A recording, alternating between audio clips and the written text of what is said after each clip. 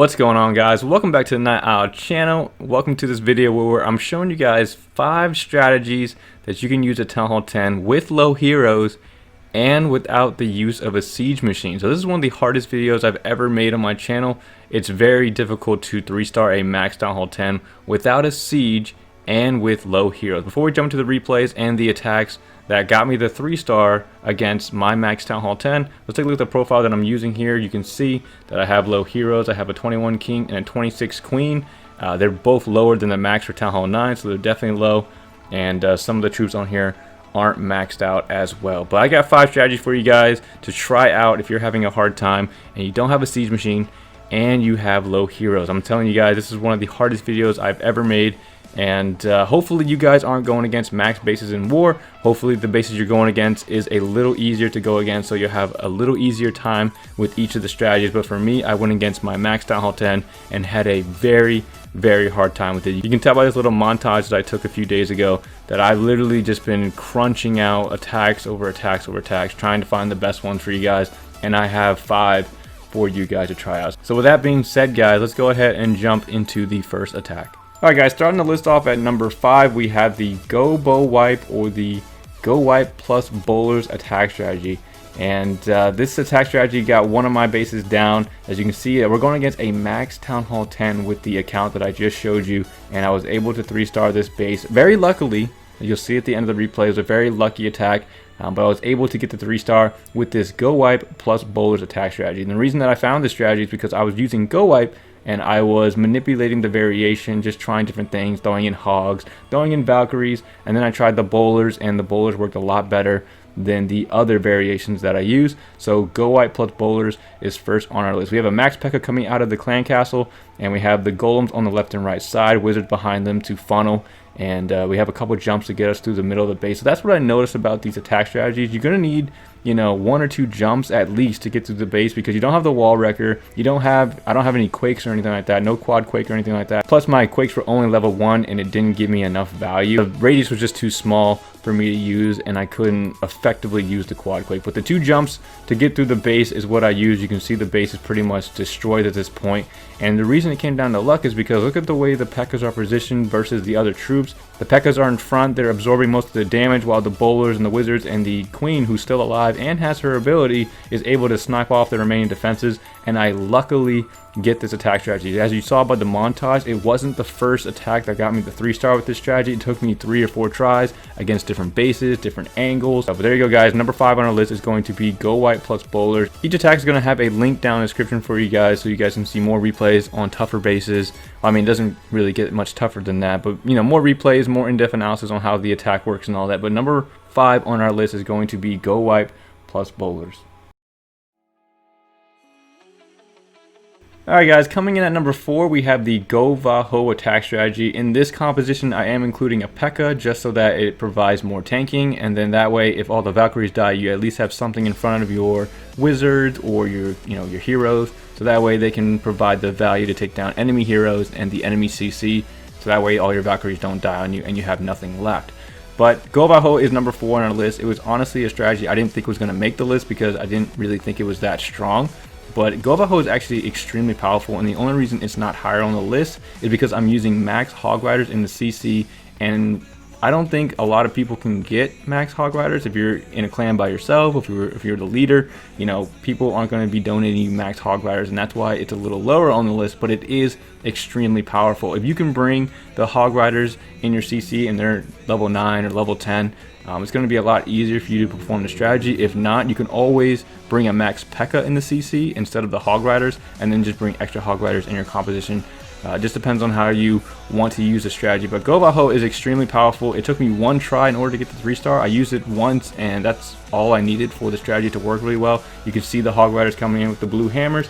Those are the max level Hog Riders. They do tons of damage, and they're kind of tanky for Town Hall 10, and that's why it made the strategy like 10 times easier for this strategy. But I'm assuming if you're in a clan with Town Hall 12s and 13, you'll have a wall wrecker, and this is a list for people who don't have wall wreckers. So if you are attacking with GoVaHo, you can still bring level 8 or level 9 Hog Riders in the CC and still have a similar 3-star experience, because like I said, I'm assuming that most of you guys that are going to be using this strategy aren't going to be attacking max bases like this. This is a 100% max base, 100% max Town Hall 10, and if you have lower heroes and you don't have, you know, the max troops and all that, I'm assuming you're going to be lower in the war and you won't have to worry about taking down max bases. But number 4 on our list is GoVaHo. There will be a link in the description for this strategy as well in case you need more replays on how the attack strategy works. Alright, coming in at number 3, we have the Pekka Hog attack. Another hog variation, very similar to GoVaHo. Instead of bringing golems and Valkyries, you just have the Pekkas to rely on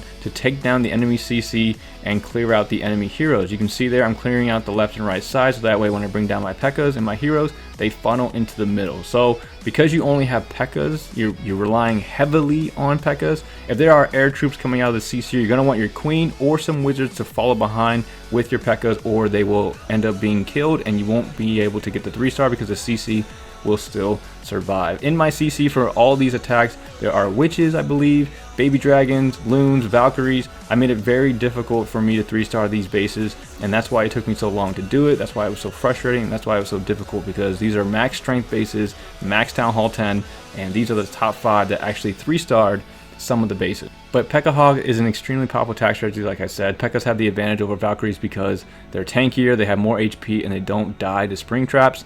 And then of course, with the distraction that the Pekkas provide, Hogs can sneak in, as you can see. And again, this one's a little lower on the list because again, I have the level 10 Hog Riders coming out of the CC to assist with the Hog Rider portion. Again, if you can acquire level 8 or 9 Hog Riders, it is the same effect as the level 10 ones. The level 10 Hog Riders are just a slightly more tankier unit and they just look a little cooler with the blue hammers, but that's pretty much it. But level 8 and level 9 Hog Riders will get you the same result, especially if you're going against weaker Town Hall 10s. Like I said, I'm assuming most of you guys who have lower heroes and do not have siege machines are going against weaker Town Hall 10s because you know the game is going to match you with somebody who is of similar strength to you. As you can see here, this was a pretty easy wipe with the Pekka Hog attack strategy. Again, the Hogs in the CC helped a ton, and all you need is a Town Hall 10 or a Town Hall 11 in your clan that is at least level 5 or higher in order to receive, you know, level 8 or 9 Hogs. It's not very difficult to acquire them, and as you can see here, another easy 3-star. Number 3 on our list is Pekka Hog. Again, if you need to see more replays, you want to see more replays, it's going to be links in the description so you guys can check that out and you know, see more in-depth analysis on how I break down each attack and how it works. But number 3 on our list again is Pekka Hog. Alright, coming in at number 2, we have the Pekka BoWitch attack strategy, and this strategy and the number 1 strategy was the only 2 attack strategies that was able to 3-star multiples of my war bases or multiples of my max Town Hall 10 bases. All the other strategies that I've already mentioned was unable to 3-star more than one of my max Town Hall 10 bases, and this one and the number 1 strategy was the only 2 strategies that was able to do so. But Pekka BoWitch is extremely powerful. We had a max Pekka coming out of the CC. You can bring bowlers, you can bring witches. I just like to bring those Pekkas. The Pekkas are an extra security because they're so tanky and they're able to survive, you know, longer against the X-bows and the Inferno towers that are doing damage to them, and provide more distraction as the bowlers and the witches come up behind the Pekkas and help them out, take down the defenses and all that good stuff. But as you can see here, guys, the base is pretty much wrecked. I have a Pekka on the left and right side, followed with a couple witches on the left and right side, and then I also put a bowler on the left and right side as well, just to really help narrow down that funnel, and then the majority of all the remainder troops smash into the middle, jump them in, and take down the remainder of the base. This first replay came down to a little bit of luck, but then I also tried it again on a different base and it had the exact same result of taking down the base easily, and that's why it's up here at number 2. I'm going to have the second replay play for you guys so you can see it working on my other max Town Hall 10 base that I worked on, and it ended up 3-starring that base as well. But Pekka BoWitch is extremely powerful. I'm going to speed through the second replay as it plays through just a little faster so you guys can see it working again. But Pekka BoWitch is extremely powerful, and the only reason that it's not the number 1 strategy is because the number 1 strategy absolutely overpowered both of the bases that I attacked with it on the first try. The second attack that I did with the number 1 strategy, I wasn't even paying attention. I actually put my phone down. When I came back, it was 3-starred. So it was crazy how that attack strategy actually works out. So I'm going to let the remainder of the replay play, and then when it ends, we're going to jump into the last attack for the best Town Hall 10 attack strategies with low heroes and without siege machines.